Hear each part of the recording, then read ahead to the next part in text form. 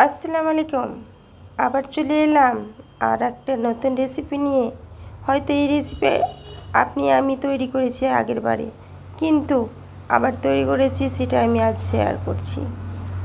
হয়তো এটা আপনি তৈরি করেই খেয়ে ফেলেছেন, কিন্তু আজ আমি তৈরি করেছি, তার জন্য বলি বন্ধুদের সাথে এটা শেয়ার করা যাক।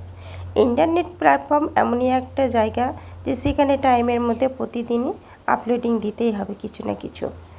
তবে সেটা ভালো কিছু হলেই বেশি ভালো, খারাপটা যেন না হয় এই লাইনে। কিন্তু এখানে টিকে থাকা যাবে না। এটা খুব সহজে রেসিপিটা বিরিয়ানির তৈরি করা হয়েছে, আর এটা খুব নর্মালভাবেই তৈরি করেছি। তেল মশলা খুব অল্প পরিমাণ দিয়েছি।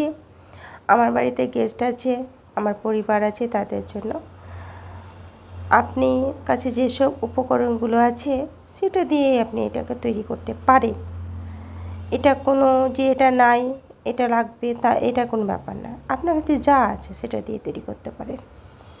আমার কাছে যেসবগুলো ছিল আমি এটা দিয়ে তৈরি করেছি। ছোটো বড়ো এটা সবারই খাওয়া যাবে, এটাতে কোনো অসুবিধা নেই। আর হয়তো বলবেন এই ইন্টারনেট প্ল্যাটফর্মে টিকে থাকতে গেলে প্রতিদিন টাইমের মধ্যে সব কিছু আপলোডিং দিতে হবে। এটা বাস্তব। ছোটো ছোটো ভাই বোনেদের ভালোবাসা যে হারে আমি ইন্টারনেটে তাদের সাপোর্ট পাই, কী বলবো আপনাদের। আজ এখান থেকে।